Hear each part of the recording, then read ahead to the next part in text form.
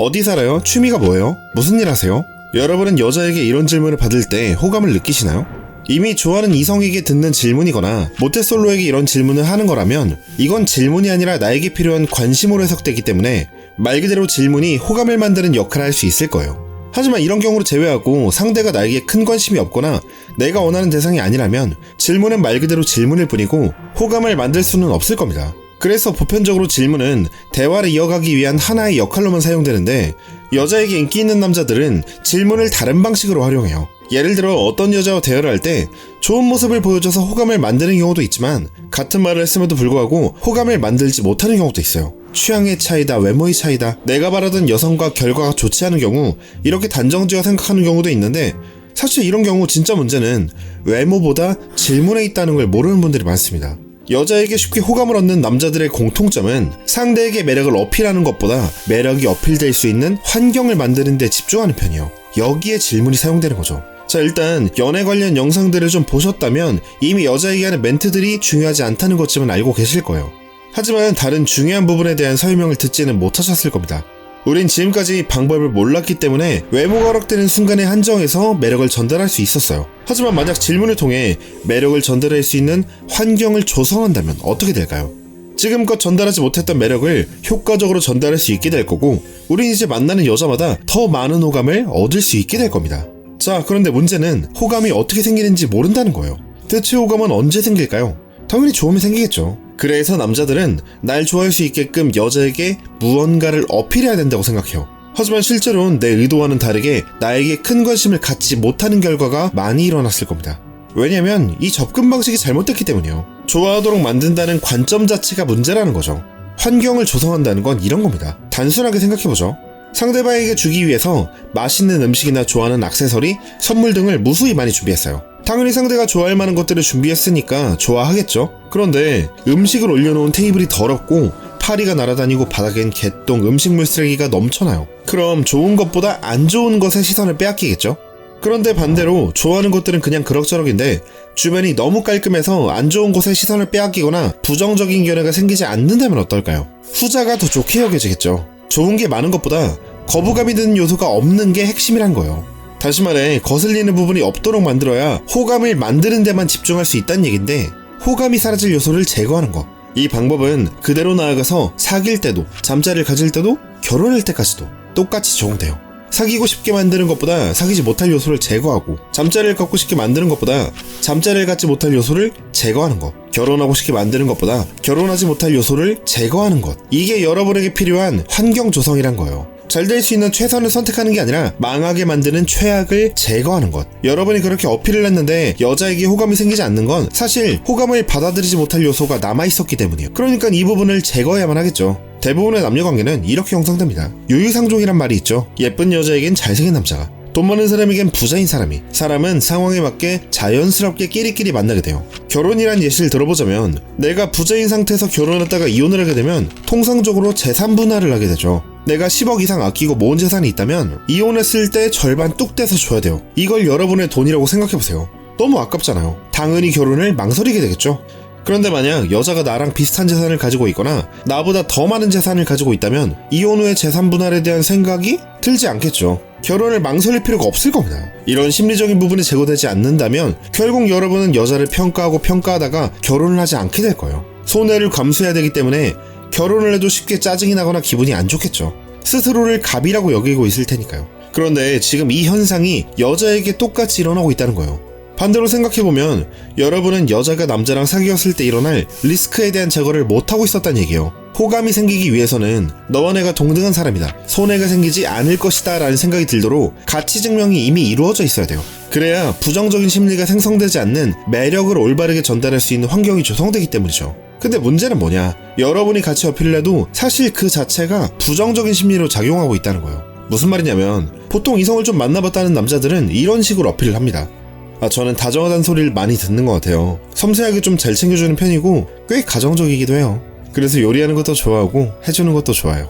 이런 느낌으로 내가 잘하는 것, 나의 좋은 점, 만나면 어떤 걸 해줄 수 있고 지금까지 연애는 어떻게 해왔다, 이런 식으로 여자가 얻게 될 것을 어필합니다. 그리고 이 과정에서 성적 자신감, 다른 여자들이 나에게 만족해온 과거를 이야기하고 프리셀렉션, 승무원, 모델, 인플루언서 등 괜찮은 여자들이 나를 이미 선택했었고 지속적으로 원해왔다는 사실을 말하고 사회적 가치, 내가 지닌 사회적 지위 혹은 이룬 성취에 대한 것들을 강조하는 거죠. 이렇게 말하면 너무 괜찮은 어필이라는 생각이 들지 않나요? 하지만 모순적이게도 이런 일방적인 어필들은 환경을 조성하지 못한 경우 내 가치를 오히려 떨어뜨려요. 왜냐면 아니 내가 얼마나 좋길래 이렇게까지 어필을 할까? 여자에게 이런 생각을 만들기 때문인 거죠. 그러면 이런 식으로 어필하면 안 되는 거냐? 아니요, 저렇게 하시면 돼요. 중요한 건 매력 어필할 환경 조성이 안 되었다는 거예요. 내가 맛집을 갔는데 테이블에 이전 손님의 더러운 흔적이 남아있어요. 아직 식탁을 치우지도 않았는데 음식이 나오면 어떨까요? 플레이팅이 아무리 예쁘고 맛있어 보이는 음식이어도 더러운 테이블에 눈이 가겠죠. 준비된 멘트를 전달하고 내 매력을 어필해도 환경이 조성되지 않으면 부정적인 견해가 먼저 들리게 된다는 거예요. 왜 저렇게 급하지? 뭔가 부족한 사람인가? 아유, 여자 만나려고 애를 쓴다, 애를 써. 그럼 우리는 어떻게 해야 될까요? 가치 높은 이성과 좋은 관계를 이루기 위해서는 일단 가치 증명은 빼놓을 수 없는 행위예요. 그런데 환경을 조성하지 못하니 가치 증명을 할수록 전달력이 떨어졌던 거고 내 가치도 덩달아 떨어졌다는 거죠. 그러니까 환경 조성에 집중해야 원하는 결과가 더 쉽게 나올 거란 얘기예요. 자, 그렇다면 우린 도대체 어떻게 해야 될까요? 생각해보세요. 예를 들어 내가 소개팅을 나갔는데 여자 쪽에서 자기는 굉장히 다정하고 잘 챙겨주고 남자친구만을 바라보면서 내조를 잘해준다고 합니다. 그래서 상대가 적극적으로 연락하고 챙겨주면서 나의 모든 점을 좋다고 칭찬해줘요. 게다가 얼굴도 예쁘고 뭐 하나 부족하지 않은 여자가 이렇게 행동한다면 어떨까요? 의문이 들겠죠. 얼굴도 예쁜 사람은 왜 이렇게 나를 좋아하지? 혹시 뭔가 숨기는 게 있나? 너무 좋은 점을 어필하고 나를 좋아하는 이유가 납득이 안 가니까 숨기는 게 있을 거라는 생각을 하게 되고 오히려 의심하게 되는 거예요. 이건 남자도 마찬가지죠. 남자가 먼저 접근하고 관심 주고 만나자고 하고 좋아하는 모습을 너무 쉽게 그리고 빨리 보이니까 남자를 좀 만나보는 입장에서는 왜 이렇게 적극적이지? 의심하고 평가를 하게 될 수밖에 없어요. 이 과정에서 여자는 평가자의 태도를 갖게 되는 거죠. 그래서 어떤 사람들은 명분이 있어야 된다고 말해요. 명분도 없이 그저 좋다고만 하면 얼마나 아쉬운 남자처럼 보이겠어요. 하지만 문제는 억지로 명분을 갖다 붙여도 여자는 모를 수가 없다는 거예요. 명분을 붙여봐야 나를 너무 좋아하네? 여기서 이렇게까지 하는데 그냥 모른 척 넘어가 줄까? 이 정도의 변화가 생길 뿐이란 거죠. 가치 증명의 본질은 가치 어필에 있는 게 아니에요. 가치를 전달하고 받아들이는 사람의 태도가 있어요.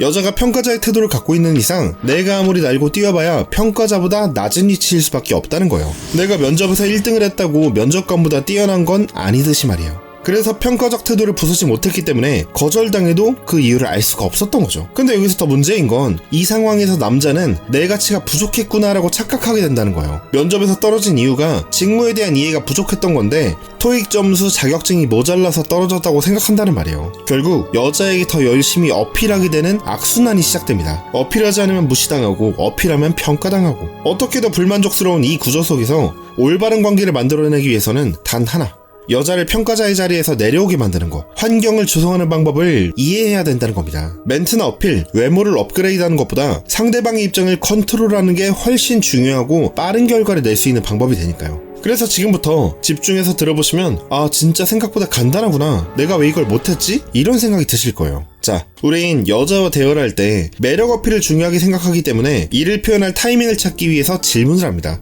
무슨 일 하세요? 어떤 음식 좋아해요? 마지막 연애는 언제예요? 연애할 때 어떤 편이에요? 이렇게 대화하다가 적당한 화제가 나오면 다정하다, 섬세하다, 가정적이다, 요리를 잘한다, 나는 이런 사람이다 라며 일방적 전달만을 하는 거죠. 그런데 사람은 대화를 할 때 이성적인 판단, 해석, 표현에 사용할 수 있는 인지 에너지라는 게 존재해요. 이 인지 에너지가 충분할 때는 자기 통제력이 높은 상태고 인지 에너지가 부족해지면 자기 통제력을 상실하게 됩니다. 쉽게 말하면 흔히 멀티태스킹이라고 하죠. 동시에 여러 작업을 할 수 있는 사람이 있는 반면 한 가지에만 집중할 수 있는 사람이 있는 것처럼 이 에너지는 사람마다 다른 용량을 가지고 있어요. 예를 들어 우리가 소위 말하는 MBTI의 I들이 사람을 만나면 기가 빨린다 뭐 이런 표현을 하잖아요. 또 사회적 지능이 떨어진다 여겨지는 사람들은 이 인지 에너지의 용량이 다른 사람들보다 부족한 사람들인 거예요. 어쨌든 우리는 각자 다르게 한정적인 인지 에너지를 갖고 있다는 건데 이 인지 에너지는 생각을 많이 할 때 사용되고 아무것도 하지 않을 때 회복돼요. 재밌는 게 인지 에너지가 전부 소모되면 사람은 즉흥적이고 감정적인 행동을 하기 시작해요.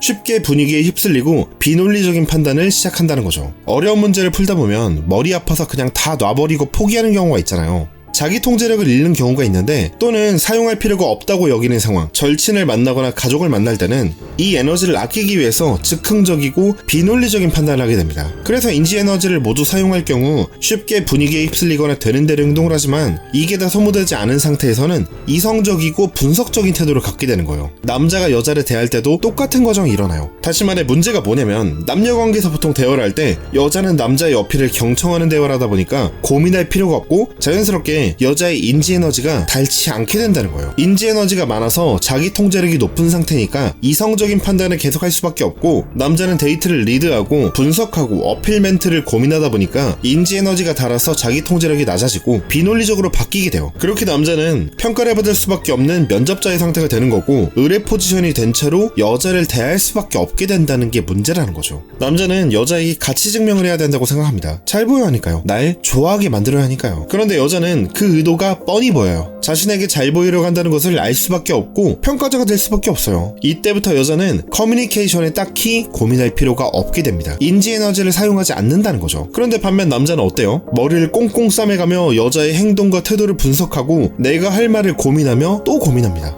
에너지가 소모될 수밖에 없겠죠. 점점 남자는 상황 판단이 어려워지고 머리가 복잡해지면서 자기 통제력을 잃어요. 근데 반면 여자는 머리가 아주 맑은 상태예요. 그대로 남자가 하는 모든 말을 이성적으로 평가하게 되죠. 이렇게 남자의 어필을 일방적으로 전달받는 경우 여자의 이성적 에너지가 온전하기 때문에 이걸 다 남자의 매력을 평가하는 데 사용하는 거예요. 그런데 만약 여러분이 가진 매력의 완성도가 높다면 일방적인 전달은 오히려 아주 훌륭한 방법이 될 거예요. 이 남자의 이야기가 흥미롭다, 재미있다, 좋다, 제대로 된 평가를 통해서 높은 가치로 매겨질 수 있을 테니까요. 그런데 여러분은 스스로의 매력이 어느 정도의 수준이라고 생각하세요? 여러분이 가진 매력의 완성도가 높지 않은 경우 이런 일방적인 전달은 최악의 방법이 됩니다. 그래서 일방적 전달이 아니라 양방향 전달하는 게 중요한 건데, 이건 영화와 연극의 차이라고 생각하시면 이해가 쉬워요. 영화는 완성된 이야기를 일방적으로 전달하고 연극은 준비된 이야기로 양방향 소통을 합니다. 그래서 영화는 일방적 전달이기 때문에 에너지가 평가에만 쓰이는데, 연극은 양방향 소통이기 때문에 참여하는데도 에너지를 사용해서 일방적 평가가 아닌 감상과 몰입을 하게 돼요. 그래서 영화 같은 경우에는 비평이 많은 반면에 연극 같은 경우는 극찬이 많은 거죠.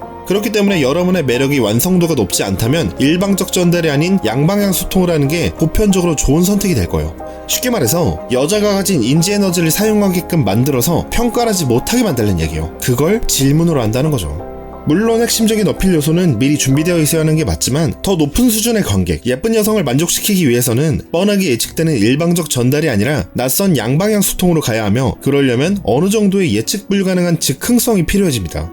영화를 많이 본 사람들은 눈이 높아져서 평론가급의 시야를 갖게 되죠. 하지만 눈이 높아진다는 게 특별한 능력이 생겼다는 건 아니에요. 패턴이 학습화되어서 다음 장면을 예측하고 들어맞는 경우가 많아짐에 따라 기대하고 분석하는 등 에너지 소모를 하지 않게 되어 감상이 아닌 평가를 하게 되는 것 뿐이거든요. 그러니까 즉흥성, 예측 불가능성이 생기게 되었을 때 상대의 인지 에너지는 빠른 소모가 일어나게 된다는 거예요. 그리고 이 즉흥성을 질문을 통해 만들어낼 수 있어요. 예상되는 선택지를 제외한 새로운 제3의 선택지를 상대에게 제안하는 방식으로요. 이것을 패러다임 시프트라고 합니다. 우리가 여자에게 어필되는 기발한 멘트에 끌리는 건 초보인 내 입장에서 생각지 못했던 말이기 때문에 끌리는 거예요. 그 멘트가 여자에게 먹힌다는 보장은 없지만 내 평상시보다 수준 높은 화술을 구사한다는 것에 끌리는 거죠. 이게 진짜 좋은지 아닌지 구분하지 못하는 이유는 내가 이걸 받아들이는데 인지 에너지를 대부분 소모하기 때문이에요. 그러니까 상대에게 통하지 않아도 만족할 수밖에 없는 거죠. 그리고 이게 여자한테도 똑같이 일어나요. 뻔한 남자의 패턴과 다르게 진행되니 그 과정에 인지 에너지를 소모하는 거고, 평가하지 못해서 진짜 이 남자가 어떤지 모른 채로 감정적으로 만족하게 되는 거예요. 이처럼 예측 불가능성, 즉흥성을 제시할 수 있는 사람에게 우린 에너지를 소모하고 감정적인 만족을 하게 됩니다. 제3의 선택지를 사용하는 방법은 의외로 굉장히 간단해요. 예를 들어 나이가 어떻게 되세요? 라는 말을 들었다면 보통은 몇 살처럼 보이냐? 몇 살이다? 이런 선택지가 떠오르겠죠? 우린 여기서 하나만 더 생각해보는 거예요. 정답을 맞추는 것도 아니고 멋있는 말을 할 필요도 없어요. 그냥 세 번째 답변은 질문으로 바꿔서 전달하면 되는 거죠. 혹시 너무 나이 들어 보이나요? 나이 말고 직업 물어봐 주시면 안 돼요? 나이 들으면 실망하실 텐데 들으실 거예요? 아무거나 내가 세 번째로 드는 생각을 말하시면 돼요. 대화의 재미를 느끼지 못하는 분들은 스스로가 뻔한 대답을 한다고 여기는 경우가 많습니다. 말을 재밌게 하려면 혼자 스스로 재밌어야 돼요. 누군가는 혼자만 웃는다, 혼자만 아는 얘기 안에 맥락을 구별 못한다, 이렇게 볼 수 있지만 이게 시작인 거예요. 해본 적 없는 말, 낯선 대화를 구사하는 사람이 되어야 전혀 예상치 못한 대화가 진행되면서 서로에게 집중하는 상황이 일어나는 거죠. 그래야 여자가 나를 평가하지 못하게 되는 거고 대화에 몰입하게 되는 거예요. 그런 이후에 준비된 매력을 어필했을 때 그게 제대로 전달이 되는 거고요. 이렇게 세 번째 답변을 말하는 게 익숙해지면 이렇게도 말할 수 있게 됩니다. 나이를 물어보는 건 좋은데 그냥 나이만 들으면 서로 사회초년생처럼밖에 안 느껴질 것 같거든요. 차라리 첫인상에 대해서 얘기하는 건 어때요? 저는 그쪽이 되게 신선했거든요. 또 상대가 음식 뭐 좋아하냐고 물어보면 다 잘 먹어요. 그냥 분위기 좋은 곳을 좋아하는 편이에요. 이런 평범한 답변이 아니라 세 번째 답변.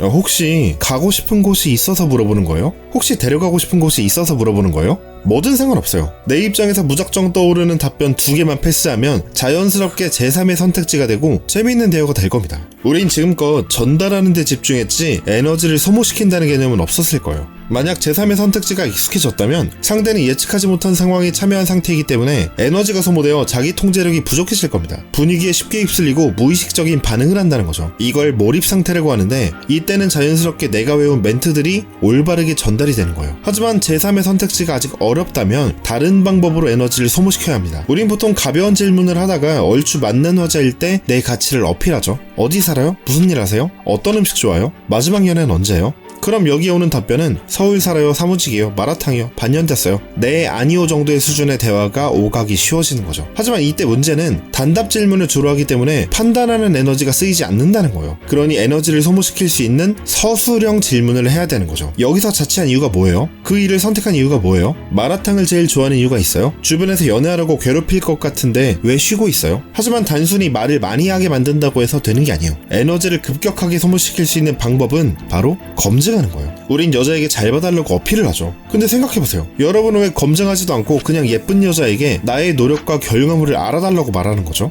사실 남자 입장에선 외모가 곧 가치이고 검증된 거라서 맞는 말이지만 반대로 여자 입장에선 검증을 하지 않는 과정 그 자체가 여자 마음에 들고 싶어하는 의뢰 태도로 보여요. 그래서 여러분이 해야 할 서술형 질문은 검증의 질문이 되어야 한다는 거예요. 여자를 대할 때 여유를 가지란 이유가 사실은 전체적인 그림을 보고 흐름이 어떻게 흘러가는지 보기 위한 게 목적인 건데 여자를 검증하는 질문을 하지 않은 채로 어필하게 되면 내가 괜찮은 남자라고 어필하는 멘트로 보이기 때문에 정작 낮은 가치로 보이게 되는 거죠. 그래서 여자를 검증하는 가장 쉬운 방법은 부정적인 것에 대해 물어보는 겁니다. 내가 싫어하는 모습을 표현해보세요. 나는 이런 사람이 좀 별로더라. 이렇게 느껴지거든. 너는 어떤 사람이 싫어? 나는 담배 냄새가 몸에 배는 사람이 별로더라. 나는 살결이 거친 사람이 별로더라. 나는 무신경은 사람이 별로더라. 서로 해당되지 않을 만한 부정적 요소를 질문함으로써 상대가 휴, 난 아니네.